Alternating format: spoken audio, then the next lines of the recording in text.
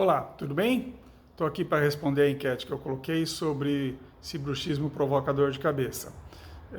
Eu percebi que, apesar da grande maioria responder que sim, provoca dor de cabeça, muitas pessoas responderam que não, e dá para se entender isso, e eu gostaria de conversar com vocês sobre isso. Primeiro é importante a gente entender o que é o bruxismo. O bruxismo é uma atividade parafuncional da cavidade oral. Normalmente ela acontece de forma inconsciente e involuntária.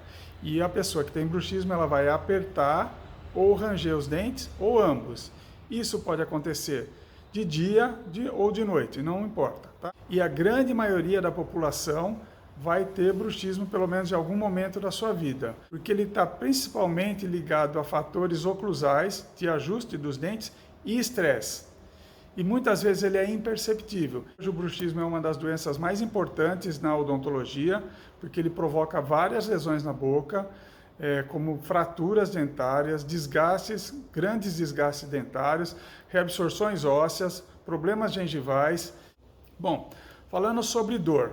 A dor no bruxismo, ela tem um caráter de pressão, que a gente chama ela de cefaleia tensional. A dor por pressão da musculatura. Que musculatura? Musculatura ligada principalmente à mastigação. Os músculos temporais, que está aqui na têmpora, são os músculos frontais, estão aqui na frente, e os músculos occipitais. Então a dor parece uma forma de capacete, né? E é uma dor constante. E muitas vezes ligada a essa dor, ainda a pessoa tem ou fotofobia ou fonofobia, né? Não pode com muita luz, não pode com muito som, e às vezes nem sabe que é um bruxismo. Então essa é a dica que eu queria dar para vocês.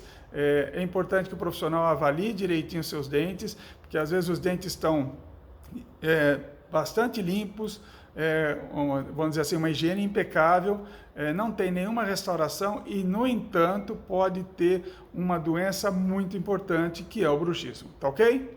Valeu, gente. Obrigado.